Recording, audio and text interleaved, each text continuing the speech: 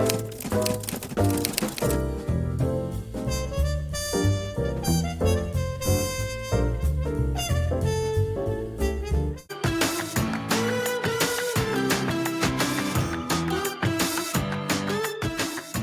to the Leading Type podcast with your host, Noel Coppins, and myself as co-host, Scott Roy. Noel, how are you doing?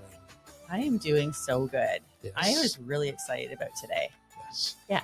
It's been a long time coming. It's been a while since we've been here. We've had a little bit of a gap, but that's okay. Yeah. Okay. Life happens, but I'm really excited to get back on plan. Yes. In the saddle, as they say, and get talking about leadership and how people can take some of the fabulous leadership tips and tricks from some of the best authors and speakers out there and apply it in their own business, their own personal life, wherever they need to apply leadership. And we want to help them do that because, you know, the stuff that we're studying has helped us, and it's share the wealth. Yes, it's helped me tremendously.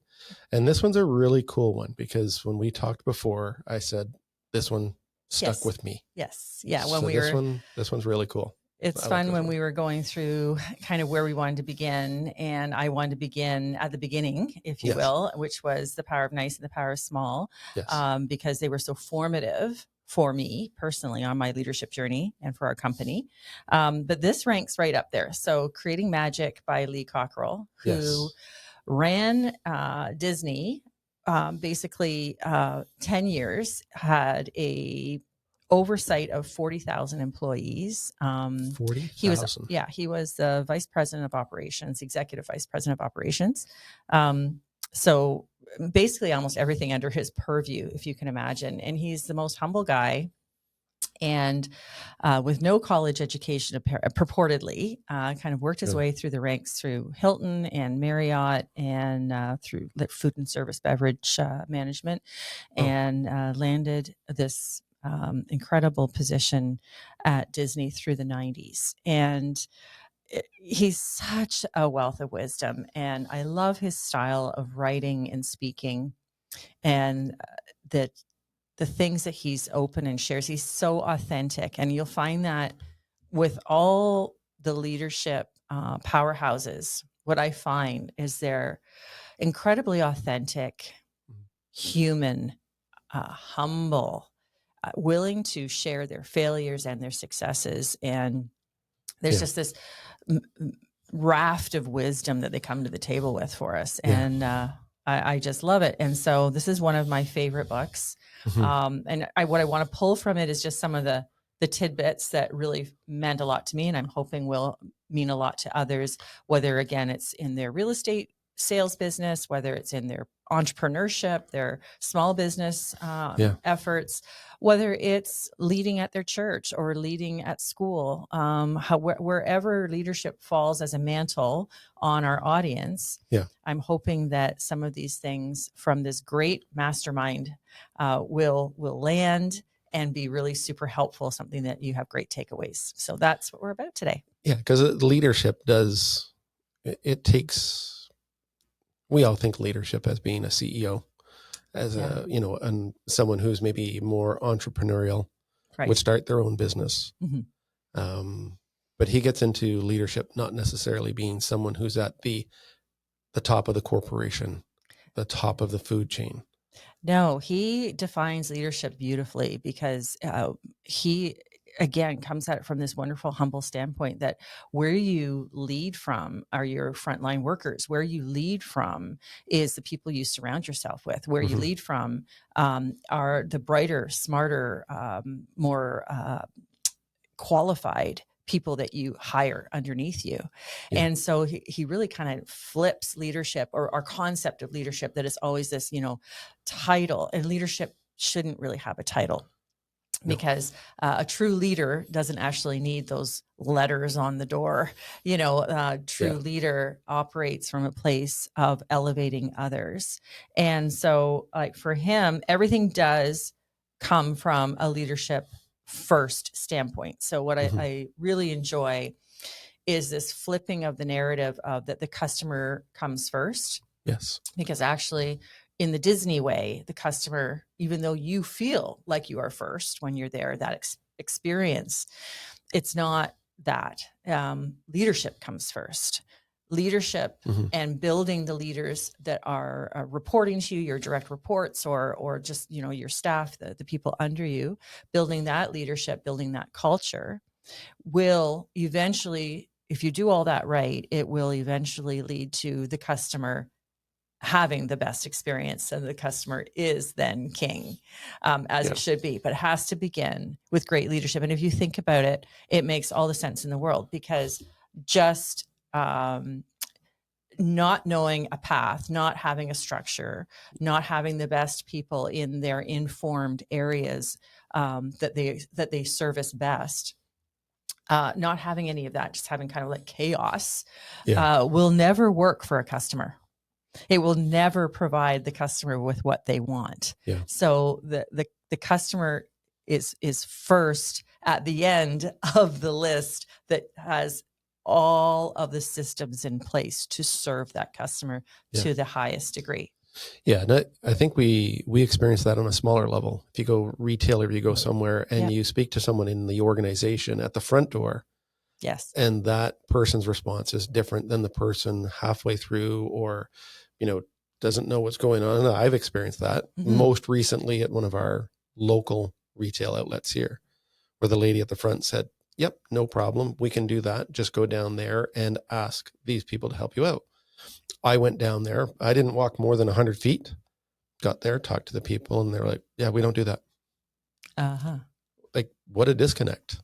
Right. And, I went back to the front and talked to the person. They said, "Yeah, no problem. Yeah, I'll come down with you." And it was so disjointed that I actually just parked the cart and I left.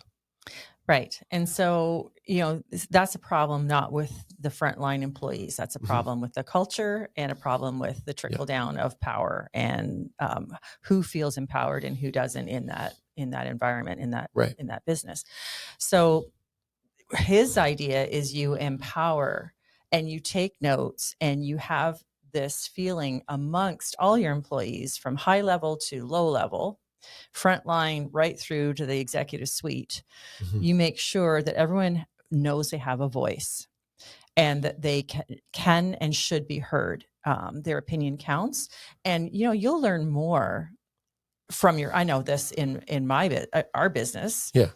I'll learn more from my front desk, because they're my front line. They're who's greeting who walks in the door. And I'll learn more about how things should be done from them than me just sitting in an ivory tower and deciding how things should be done.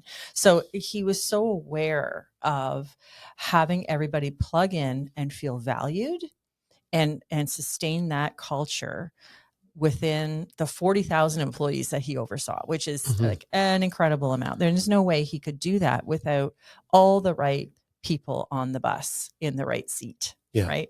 And so he says what he was really good at. And of course, this resonates deeply with me, because I believe this too. He was really good at hiring talent.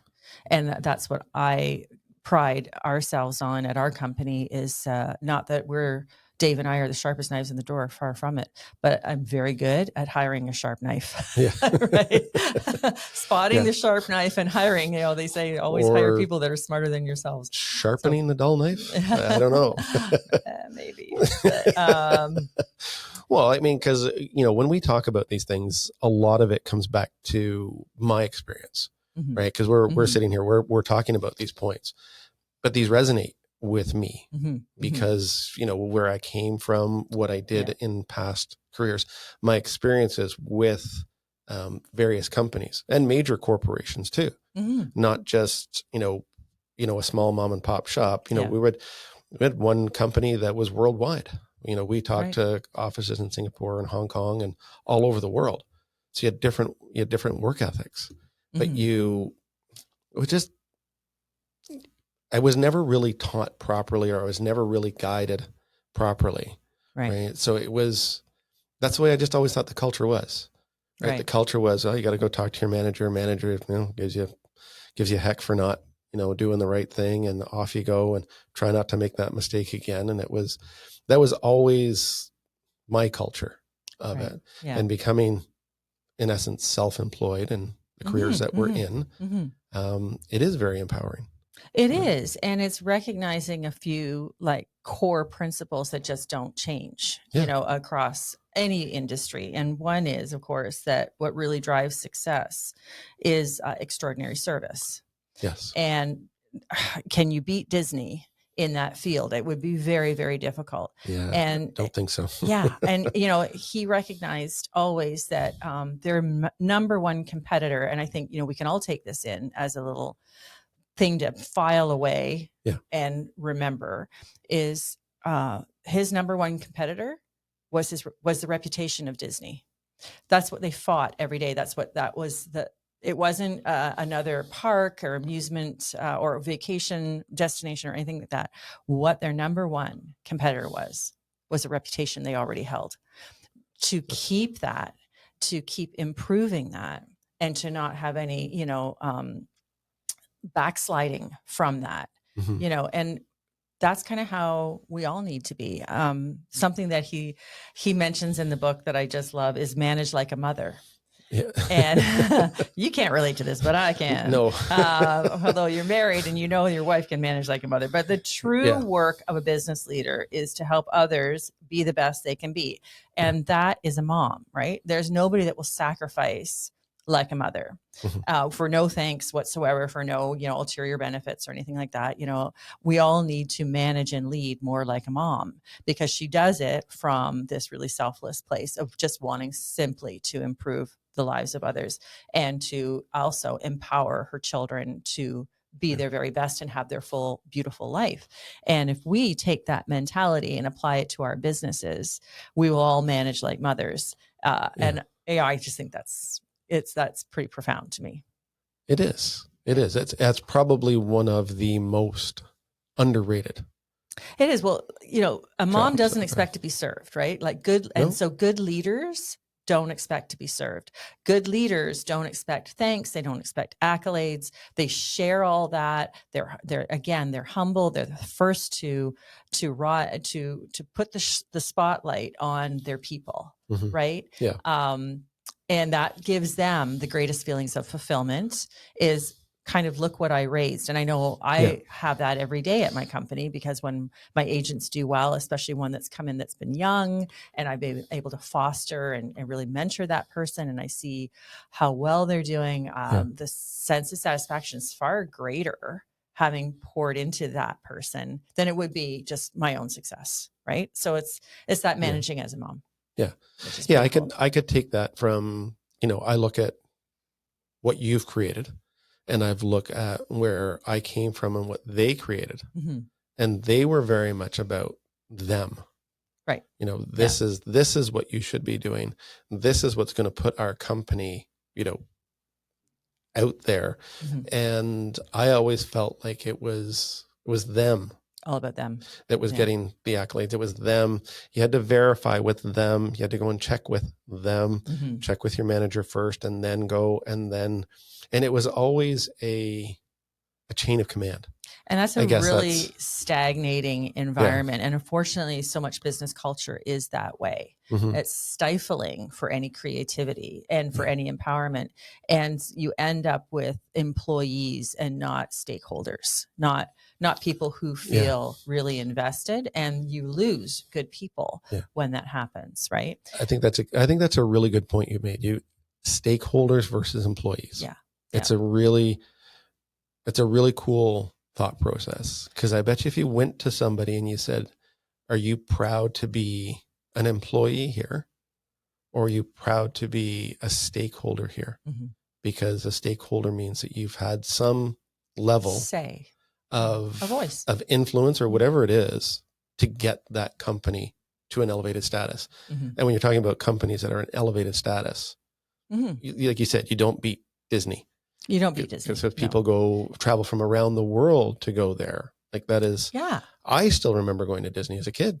Me too. And I'm a lot older than you. And it's still, honestly, it's still, we were just there last year. We took our head administrator here and her little daughter for a week, and just Dave and I and Nicole and Alexis. And oh my goodness, we had the best time, because she was 4 years old, and seeing it through her eyes was amazing. And my point is, I'm looking at it from a business perspective, I love to study how they do things. One thing that is really embedded in the culture of Disney, and I love this, and is another great takeaway for all of us, is that you're always professional. It does not matter how hot it is, how tired you are. Oh God, yeah. It doesn't matter. I mean, they're in costumes and wigs and makeup and probably pounds and pounds and pounds of costuming. Think about the weight of some of the stuff that they're walking around in. And you'll go places in any other business and you'll run into employees who are talking about when they're going to their lunch, talking about when they're going on their break, complaining about this or that. That doesn't happen in Disney because they understand that you are always on. And it's something that's really important. I try to get through to our agents all the time, because in real estate, you need to be always on. I don't mean to make it sound like it's inauthentic or a performance. It's about being professional. And yeah, you want to share your personal life with people. You want to let them in, you want to get to know them, and you want to also in turn let them know you. Mm-hmm. But there is this level of professionalism that rises above circumstances, petty grievances, personal inconveniences, whatever. Yeah. The Disney princesses are smiling through it all. Pluto and all of them are smiling and doing their job through it all, even though they're probably hot, tired, their feet probably hurt, they're probably hungry and thirsty and have to pee. Yeah. I'm just saying. And yet they smile like they do because they understand and have been taught, I think, that it's a gift to be in the position that they're in, because I do believe that. Yeah. It's a gift to be able to serve. I don't care what you do with your life. If you look at it from that perspective, that it's a gift that I get to serve people at this high level, and I'm going to bring my best to that role and be professional, profoundly professional while I do that.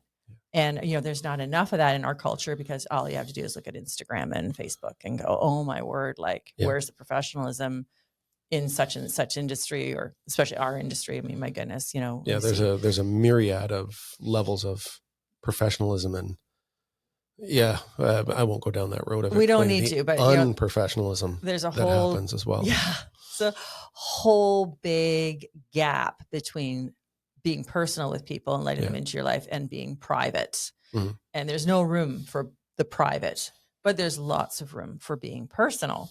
But anyways, my point, I'm digressing a bit, and it's just that they really understand whether you're exhausted, whether you're upset, whatever you're feeling should never affect the customer experience. And they are phenomenal at that, because it's really that understanding that we want to give the client, that customer, the most amazing vacation experience of their lifetime. Yeah.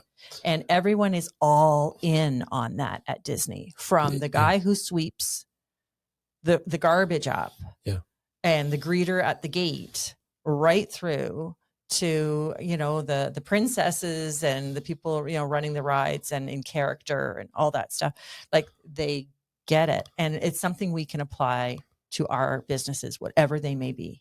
We can totally do this. Yeah. I think one of the things that sticks with me is that it doesn't matter who you are, doesn't matter how old you were, doesn't matter when you went or how soon you're going. The experience is the same.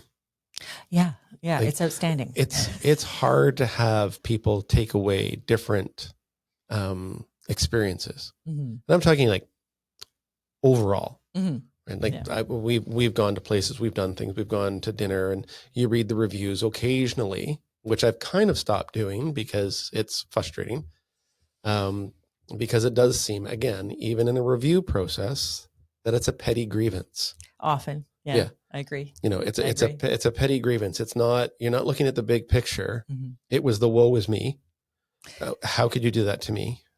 Yeah. My food was cold. I waited too long. The fidget didn't fit. This didn't work. That didn't.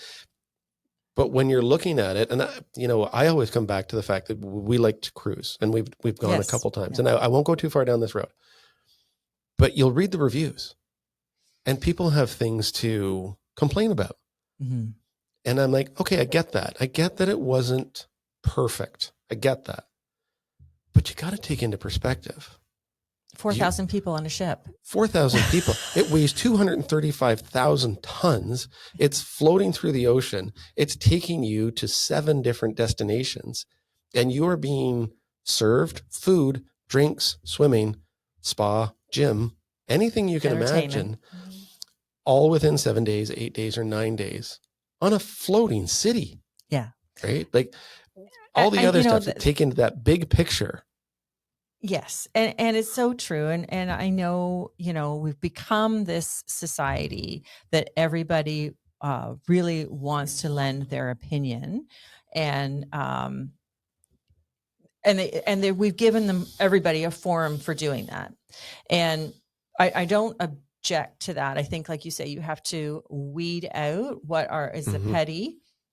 And a lot of times, as you know, there's just a lot of really unhappy people out there, and it wouldn't matter what they did. It wouldn't be right, because they're just unfortunately not happy people. So, that happens. But there are also those out there who can and are in a position in life that can demand the very, very best. They can demand excellence because of their privilege, their influence, whatever that is. Yeah. Disney's idea is that it doesn't matter who you are. Yeah. We are going to give everybody an amazing experience, regardless of what your net worth is or what your social standing is. Yeah. And I love that, because they're kind of a great equalizer. Yeah.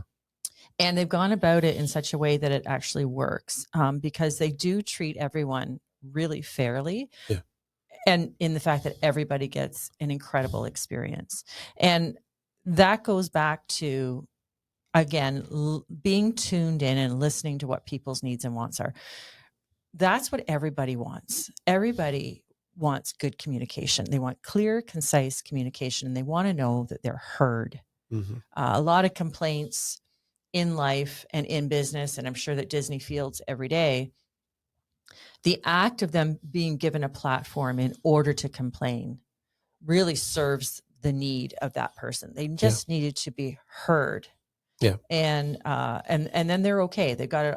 We've all experienced that. They get it off their shoulders, and they move on, and they're actually okay with the outcome.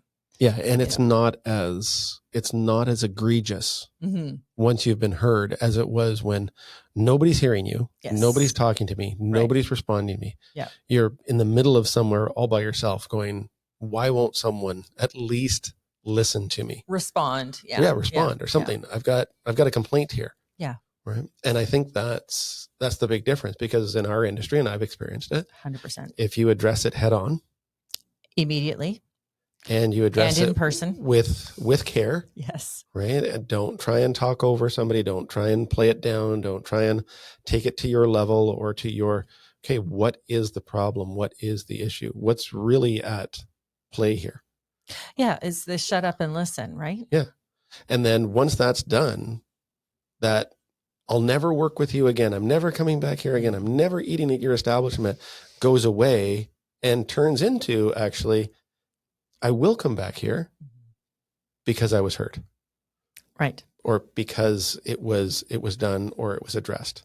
Yeah, because things are going to go wrong. And in our business, in real estate, it's a highly emotional context that people are transacting under various emotional states. And there's so much insecurity involved.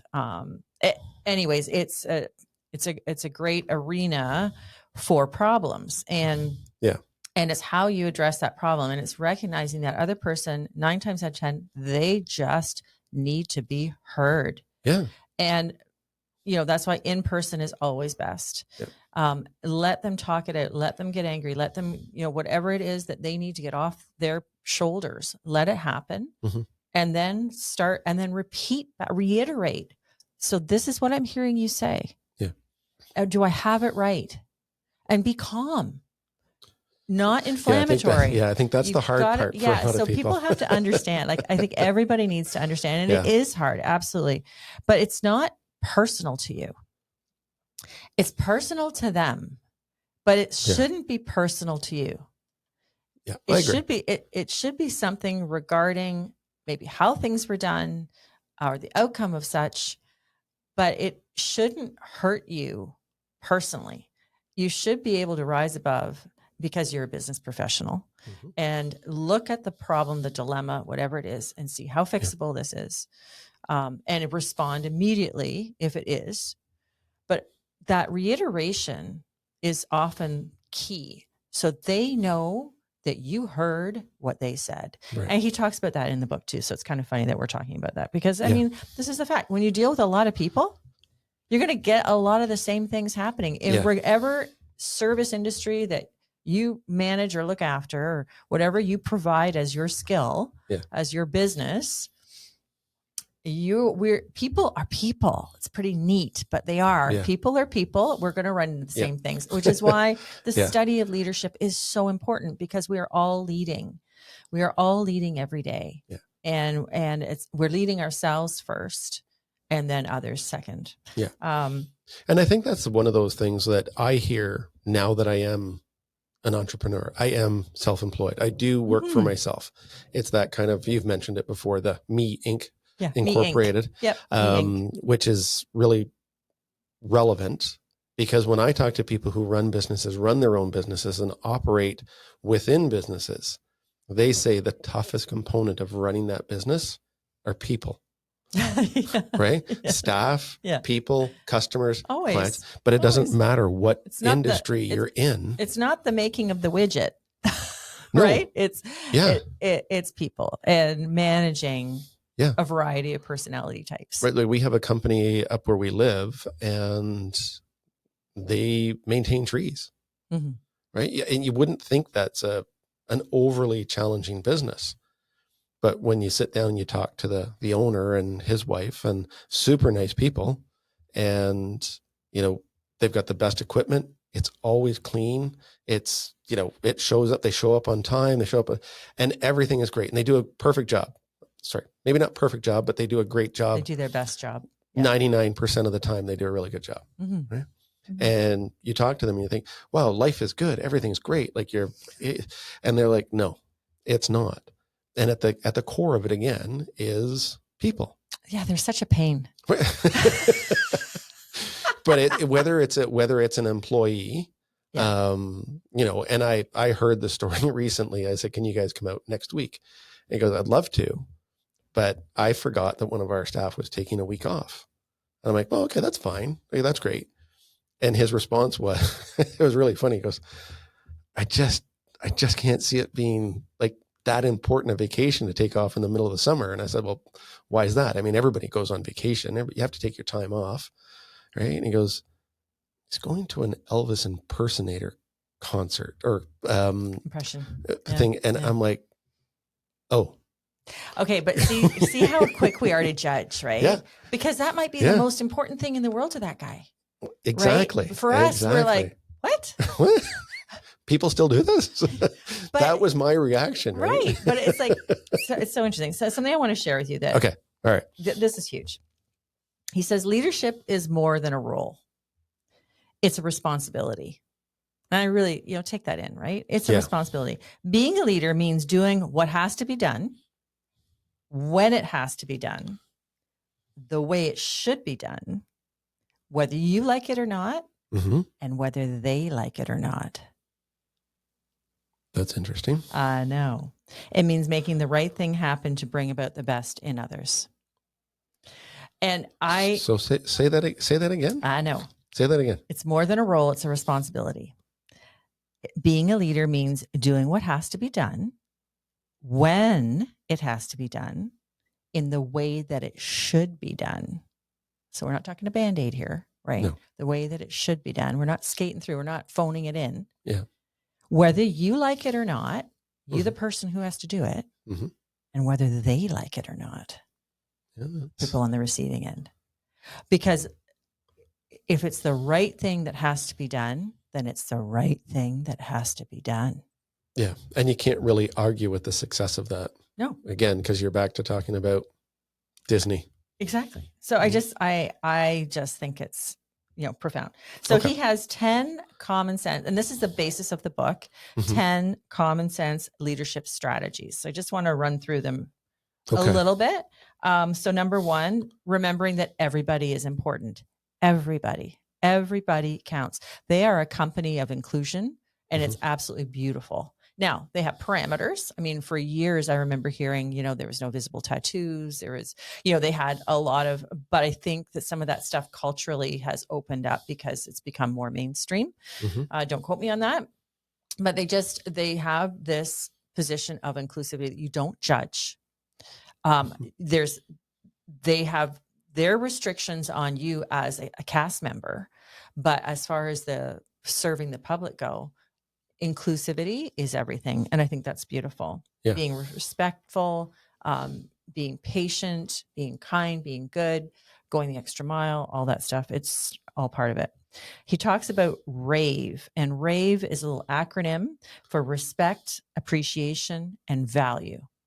So respect, appreciate, and value everyone. RAVE. Yeah. Okay. Like makes sense. Put that on your mirror. Shaving in the morning. Respect, appreciate, and value everyone. Rave. Let's get out and rave today. Yeah. So I think that's beautiful.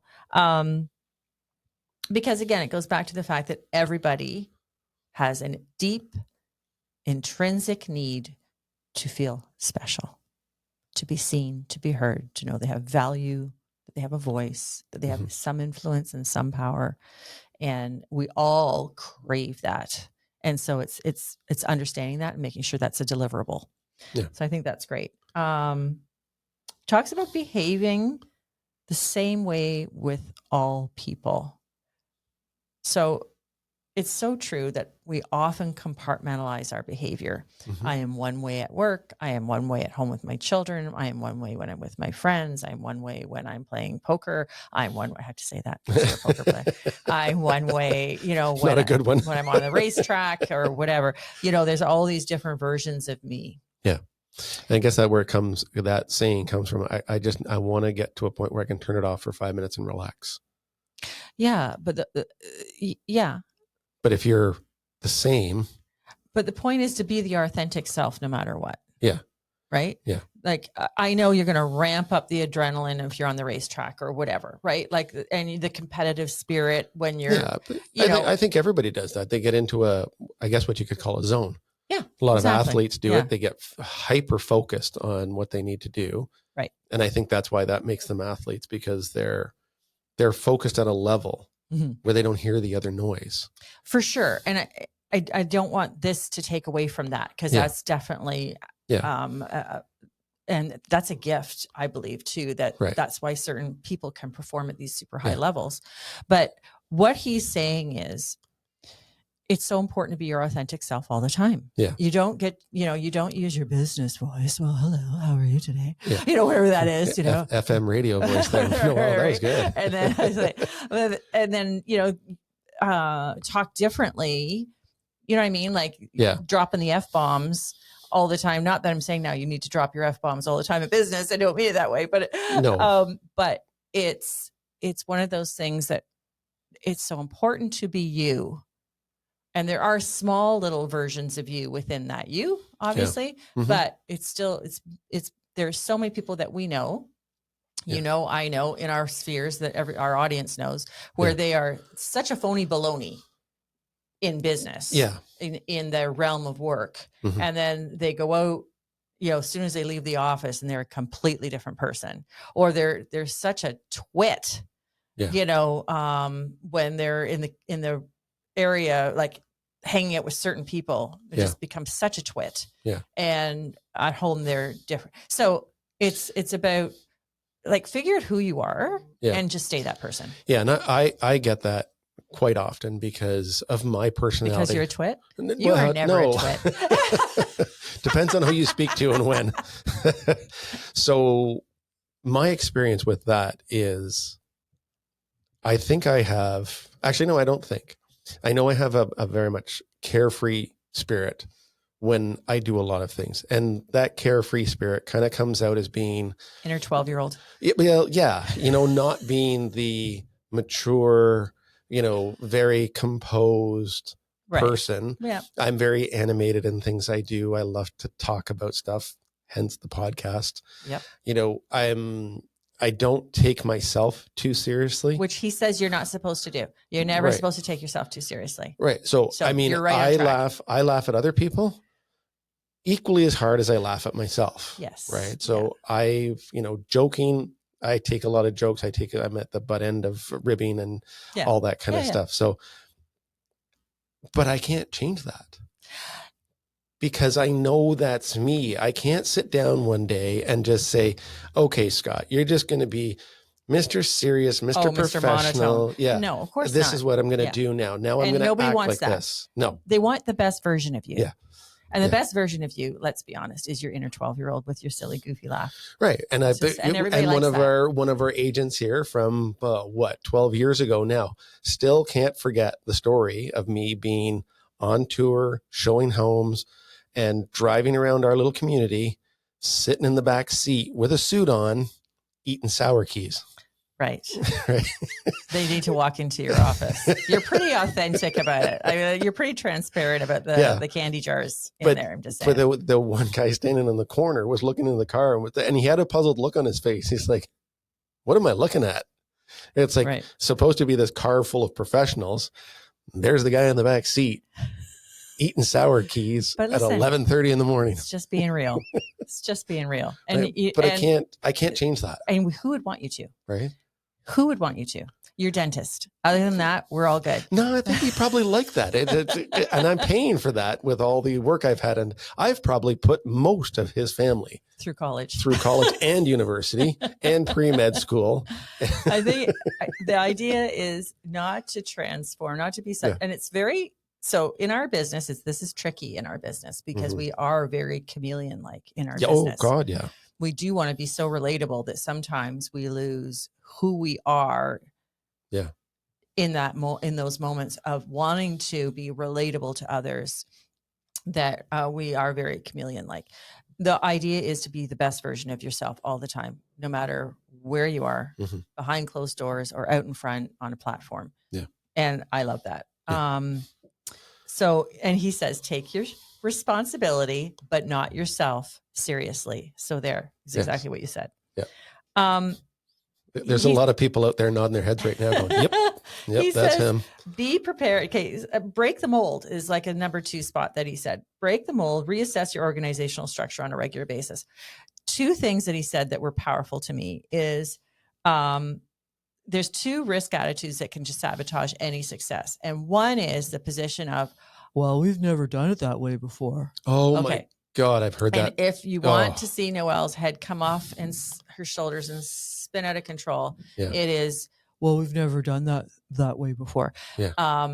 Drove me crazy when we first opened the company because we took over for another brokerage.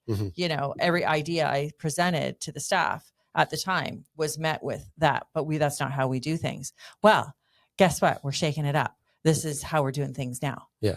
Right. And I get that. We just went through this last night, and we've always done it this way. Mm-hmm. That doesn't mean it's right. That doesn't mean it's the end all and be all. Like, where's the continuation of learning and growing and expanding and getting better? Right. Well, I mean, this is a service club that we're part of, and we've always done it this way. Mm-hmm. But have we ever gone out to the public and said, are we doing a good job? Right. Have we ever gone out to the people and said, are you tired of us coming to you and asking for X? Are you tired of us doing it this way? Because, well, since 1985, that's just the way we've always done it. First time in 8 years, I've heard someone say, can we focus back on service? Dead silence. What? Yeah, but we've always done it. And I'm like, oh my God. Yeah. But then it was like the 12, what was that movie, 12 Angry Men, or the jury that gets swayed, one guy, and he keeps putting his point across, right? Yes. And if you've got an open mind. And a great leader. Right.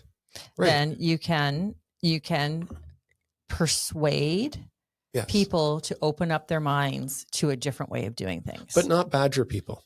No. But not badgering people into it. You do have to present, though, your case. Right. And you do need to be wholly bought in to what you believe is the way to go. Right. And when we were naming the company, I had so much backlash about calling it jazz, Remax jazz. Why jazz? You don't even listen to jazz. I mean, I could go on and on and on. And I'm like, listen to jazz. Here's my case. Yeah. Short name. Yeah. Easy to say, easy to spell. And 16 years ago when we were opening, people still wrote checks. Remember those things called checks? Anyway. There's a whole generation of people that don't even know what they are. I know. Yeah. We'll give it a little lesson later, a visual lesson on what a check is and how to fill one out. Anyway, and you have a limited amount of space, and some names of brokerages are forever long, and you have to have the brokerage Inc. limited, blah, blah, blah, whatever. So you're writing forever. And I was thinking of my people who door knock and my people who make calls, and I wanted them to have a short, easy name that was memorable, easy to spell, easy to say, and easy to write. It is. And when I presented the case that way, I got my buy-in. Prior to that, because the resistance was in full high gear. Well, it was founded on substance and rationale. Yeah. And I can only speak to my own experiences, right? And I'm happy to share my failures and happy to share the successes, what worked and what didn't. But he also said, so the flip side of that is, we've never done it that way before. And the first one is, of course, this is the way we've always done this, but we've always done it this way. Yeah. And we've never done it that way before. Those two things can kill you in business. You can't shut the doors to your creativity. You can't stop learning and growing, because leaders just naturally want to know and consume as much information, knowledge, and wisdom as they can to keep improving. You have to stay at the top. The only way you ever will stay at the top of your game, whatever you do, is to continually and perpetually be educated. Yeah. The minute you think you've arrived and you know it all, that's a big drop. Yeah. It's a really big drop. So be humble enough, stay humble enough to know you don't know it all, and you can learn from everybody that crosses your path if you're asking the right questions and looking for the right signals. Yeah, and you make a very, very good point there, because I'm always brought back to, and I don't know if he said it, but it's who I heard it from that stuck in my mind. And it was Tom Hanks who said, "This too shall pass." Right? Things are really, really, really good. Everything's great. This too shall pass, which means it's coming down. Yeah. And when you're really low and at your bottom of the valley and the peaks and the valleys, this too shall pass. But that only passes by people going, we've got to do something different. We've got to change this up to get yourself up. And then what do we have to do to stay here? Exactly. Because change is inevitable. Change is always happening. Yeah. So you're either on the bus of embracing change, or you're getting run over by it. Yep. So make your decision, because either way, you're not impacting the outcome of change. So either get in front of it, get on board, make yourself a lifetime learner, or be prepared that the pinnacle that you think you're sitting on is coming down, or it will be eroded away. Yeah, you're going to fall off. And that's how it works. And we do see that in this industry, and you see it in all industries. I'm sure there's a time when Kodak thought, this is never going to end. Well, they are the pinnacle story, like talking about pinnacles. They are the story of the century on. Yeah. Blockbuster. Okay, you're killing me here. Well, but it's true. But no, it's the truth. I mean, but it's painful to think about these companies that didn't pivot in time. Right. And Sears, we can go back, through many companies that didn't. For even those peaks, though, those companies that didn't pivot, there was the ones at the bottom that never had a chance, that were always kind of, we're never going to break that glass ceiling. We're never going to break through. And they pivoted and it did something different. Where was Under Armour 20 years ago, 25 years ago? It was a simple t-shirt, right? Then they turned it. Yeah. And now they're massive. Yeah. And so part of that ties in really nicely to his next point, which is there's two kinds of decisions in life, the reversible and the irreversible. And in business, we all have to make those decisions. I want to try this. What's my risk factor? Yeah. Is this reversible if it doesn't go well? And we've all made those decisions, and you tried something, it didn't work. Well, thank God it was reversible. Yeah. what we have to be aware of is the irreversible decisions that we climb onto and take and put blinders on and just want to ride it. And like, hello, this is going nowhere. And this is not a reversible course of action. Yeah. And that's when, you know, the implosion happens. Yeah. So it's fascinating. I would think probably one of the more famous ones of that was Coke. Remember they changed their formula? Oh yeah. That's changed their formula. Good one. That's a really good one. And that one still raises the question, was it intentional or was it an accident or unintentional media play? Yeah. You know what? That's a good point. Right? Because who knows? Because you know that old saying, as long as everybody's talking about you, it doesn't matter. Right. Right. As long as they're talking about you. As long as they're talking about you. And you changed a formula that existed for however many 100 years, 150 years.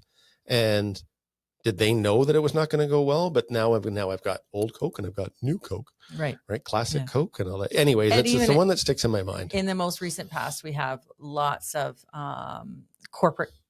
corporations making blunders in their advertising to appeal to what they thought was maybe a mass appeal and clearly wasn't, and backfired and cost them like billions and billions of dollars. And I don't want to go there. I don't want to go there. I'm just saying that's one of those irreversible decisions that maybe like think this through. Yeah. Right. And I think part of that is a humiliating, it's humiliating. Yes. But there's a humility factor that says, before I go forward with this, I need more eyes on this. I need more impressions. I need more feedback. Yeah.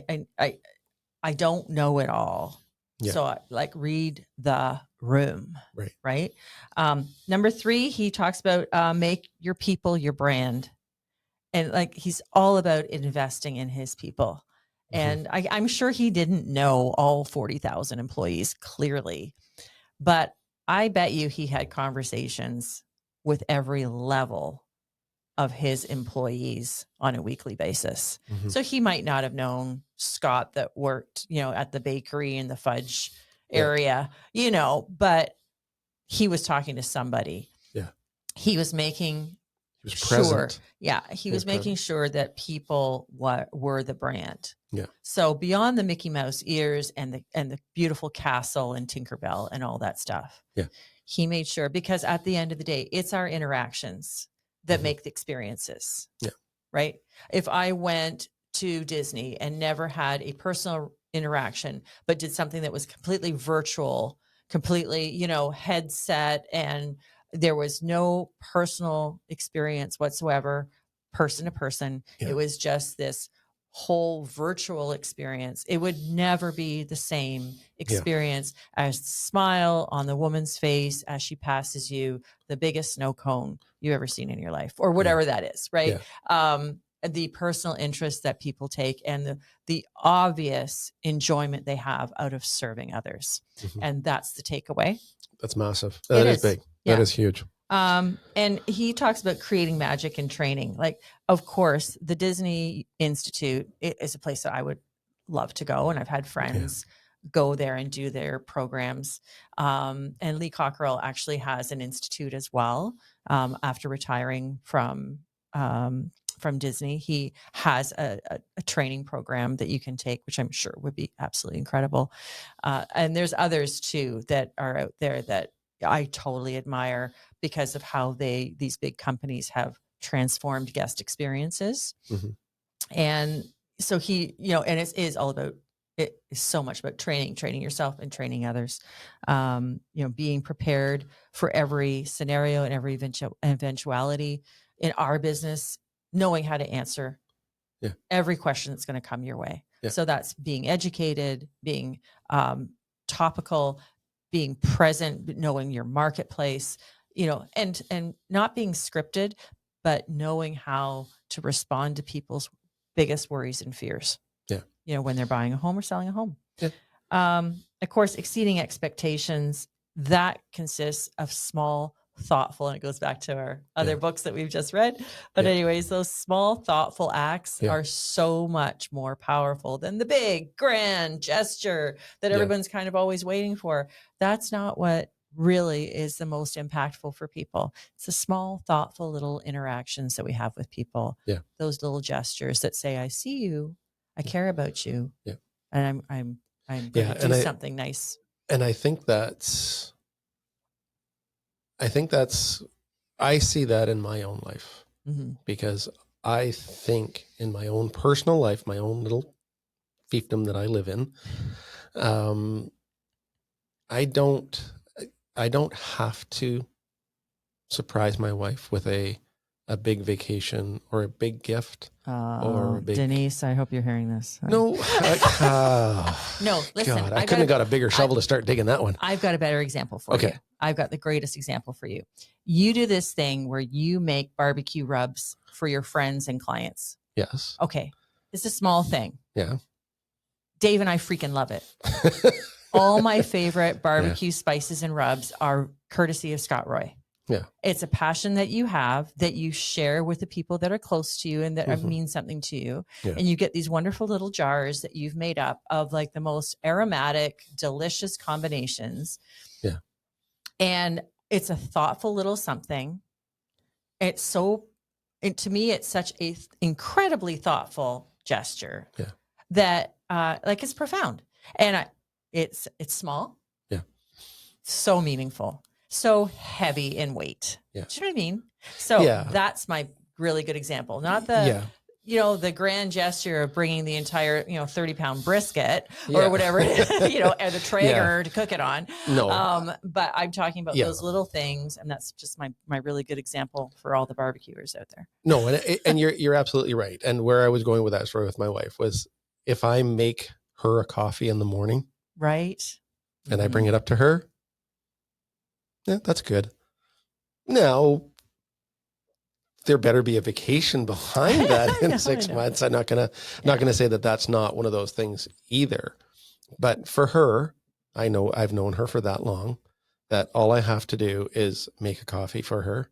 Yeah. Let her catch a few more Z's, sleep for another half hour, take the dogs out, give her the house by herself. Yeah. With no one asking her, where's this? Something. Why is that? Cook this. What's for dinner? What's for lunch? All that other stuff that goes on.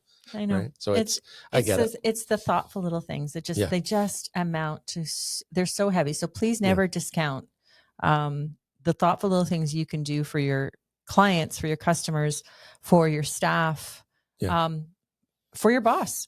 Yeah. Right? Like it works both ways. Yeah. So I think that's really profound. Yeah, no, it is. It's very. Never forget that your clients learn more about you from observation than what you say. And I think that, again, I'm just going to plant that because I think that's a lesson that we all need a reminder on, that our behavior tells the tale. I always say behavior never lies. I tell that to my kids. I tell that is one of my go-to sayings. Oh God, now you've got me thinking. Behavior never lies. So what have I done? What you say has X amount of import, but what you do is exponentially more powerful. And so never forget that people are learning about us all the time as leaders, as service providers. People are learning about you by your behavior. By their observation of how you are and what you do, way more than the words you speak. So, that's true. I would tend to agree. Yeah. Because I've had that happen both positively and negatively without even thinking about it.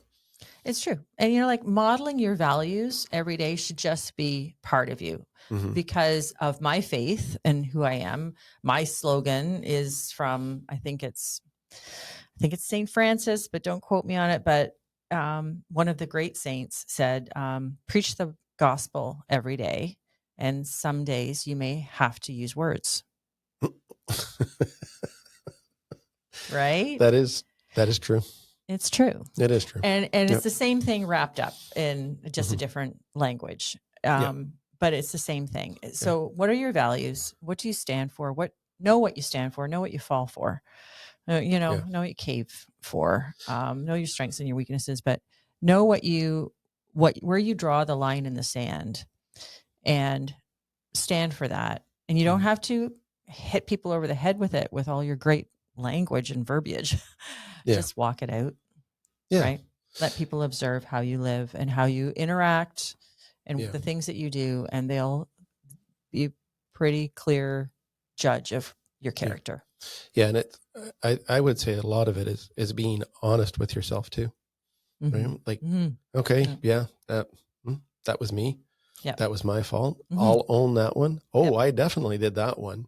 Or, you know what, that is that definitely sounds like me. Right. And I think that's where I've changed a lot in 16 years and being in this industry, is that when your livelihood and when your perspective is changed, and it's all about, you know, how you interact, how you talk, how you act, how you behave, all those things you do, you know, when you're, and again, I don't want it to sound bad, but when you're an employee, you don't think of it that way. But when you're an entrepreneur, you're self-employed, or, you know, you're trying to create experiences, it becomes a lot more like you're hypersensitive to it. You're very, very, very aware of it. Yeah. Right. So whereas an employee, again, and just like there's a lot of people out there that do well in sports, they do well in crafts, they do well in sciences, they do well in all those sorts of other things.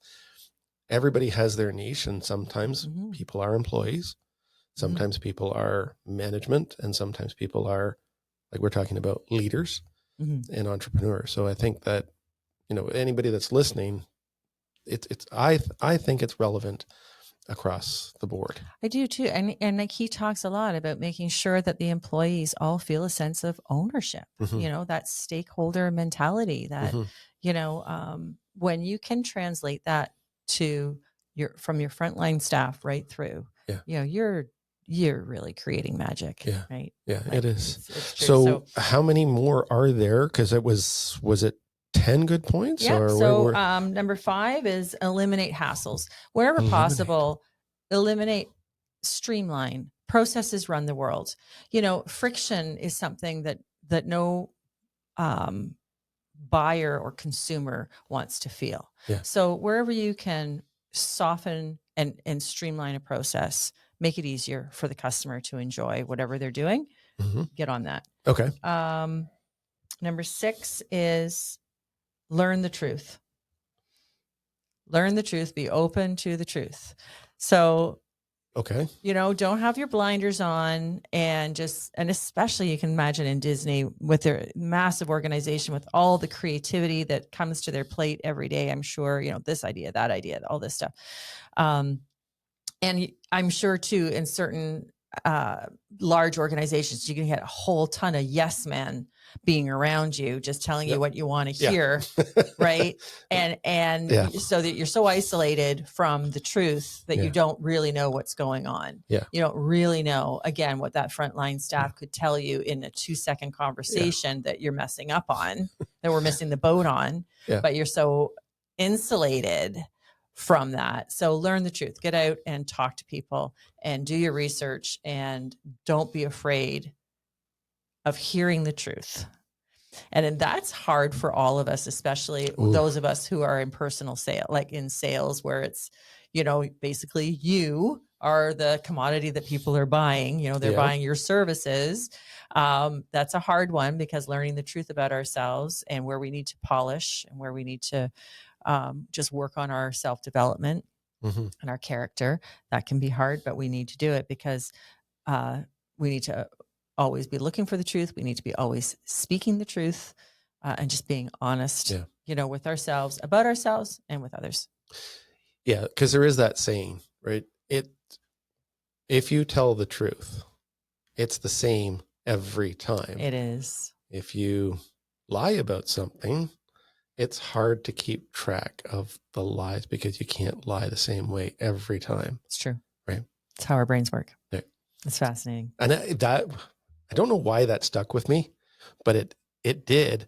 And when you actually think about it and you actually catch yourself doing it, and if you're honest with yourself, yes, you're like, because I had a family experience like that and didn't give it much credibility until I saw it in play, and I was like, oh, right. It happens. Look at that. Right. Oh my God. How big is that mirror? Yeah, and I was like, oh, how many times have I done that? Yeah. Right. And it's being self-aware. But my favorite of all is his point, the number 7 strategy. And I really want everyone to grasp this. He calls it burning the free fuel.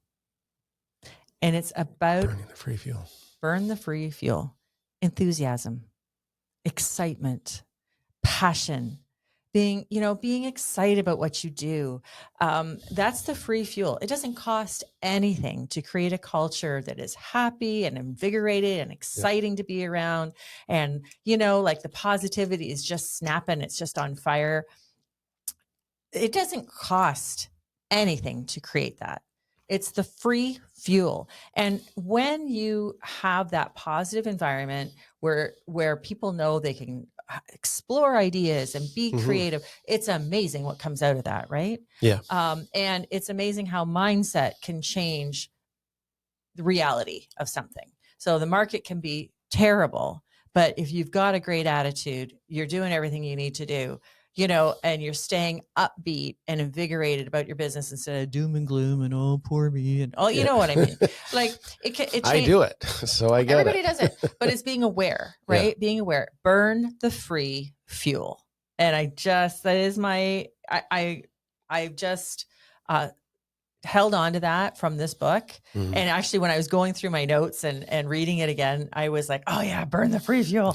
Because it's also burning the free fuel is also appreciating others, recognizing others, acknowledging others. It's the handwritten note cards that we can send to our staff or our clients or our customers.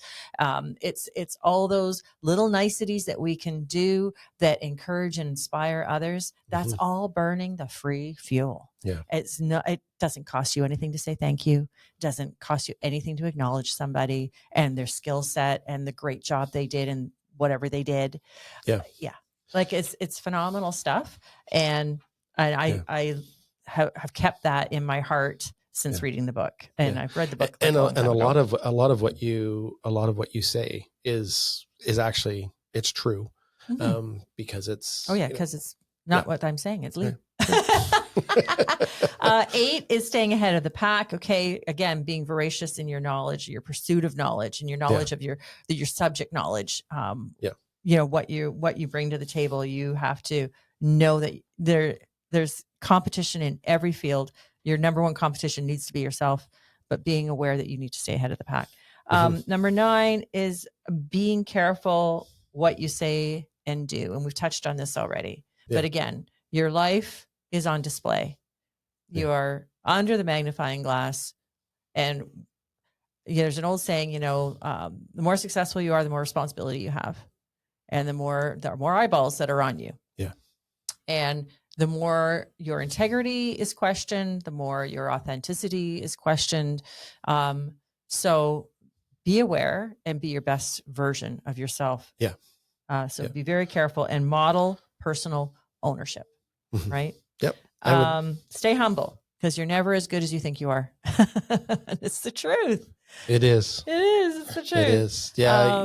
And there's a lot of people that could really live by that a little bit more authentically. For sure. Because we see it a lot in this industry. We do. And we're hypersensitive towards it. And I'm sure there's other people out there that are, not quite as humble as they should be. You know what?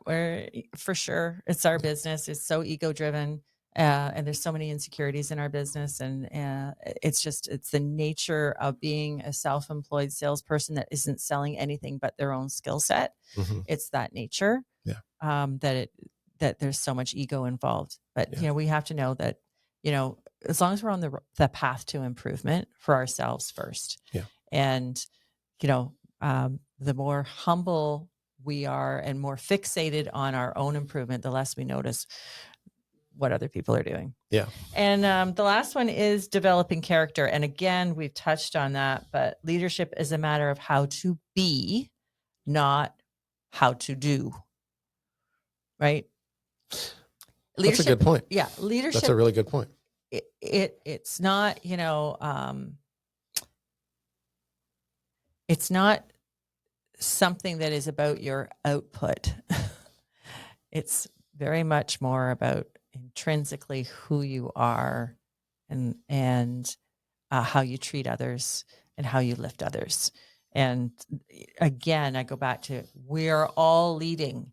You are leading your little 5-year-old in brushing their teeth and going to bed on time every night. If you're a mom or a dad, obviously, you're leading when you're assistant coach of a little league team. Every one of us are placed in leadership roles. You're leading in your family if you're trying to bring them out of systemic poverty that has been generational in your family. You can be the one that changes that. You can be that leader.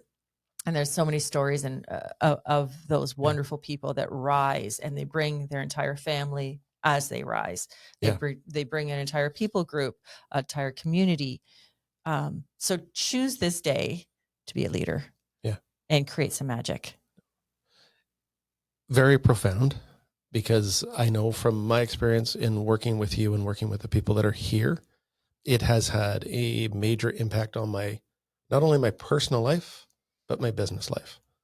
Right. And the more we go through these books, the more, especially this one, because I did really like this one. I know you did. This one stuck with me because there's a lot of things out there that are, being self-aware. Yep. Okay. I've got to do this. I've got to do that. Even, my son coming into the industry, it's like that changes things. It's like, okay, I can't do this. Someone else is kind of looking up to me to do stuff. So, okay, son, employee, something that like you're constantly leading. You are. And I don't know how else to say that, because I'm not great with words when I want to be very, very articulate, but knowing where I've come from to where I am now today, I'm thankful that we've done all of these things. Haven't taken 100% of everything that we've always done, but I've taken a lot of what we've done, taken a lot of what you've taught, taken a lot of what you didn't have to say anything to me sometimes in order to know that's the way I want to do things. Right. Right. So other people can take from that. And that's the goal, is that we hope that people, take some of these snippets and then apply them to their own careers, their families. Right. And see where it goes. Yeah. Because it's only going to go up. It's only going to get better. And we've got lots more to discuss, lots more. We have a full library that I am just there are so excited to present. Yeah. No, there are a lot of books that are coming up that I think that you've taken the time to read, and I've been the recipient of the information that you've dispensed from that. So I'm hoping that other people that are watching and listening take the time to listen to what we've said, but then take up those books, read a chapter or two. Exactly. And then, just keep adding to it. With Audible, with the resources that are out there these days, no excuse. But the whole idea of this podcast is to help give you the deliverables so that in your very, very busy life, you're getting something fed to you. You're getting some nourishment for growing as a person. And it works. Yeah, and it does work. It's effective. Yeah. So it is. Yeah. Yep. I'm living proof. And so am I. Well, thank you very much for this one, Noel. This was great. So the name of the book again is Creating Magic with Lee Cockrell. And Lee Cockrell was, just to summarize that, was the executive operations VP at Disney for a decade. Wow. In the 1990s.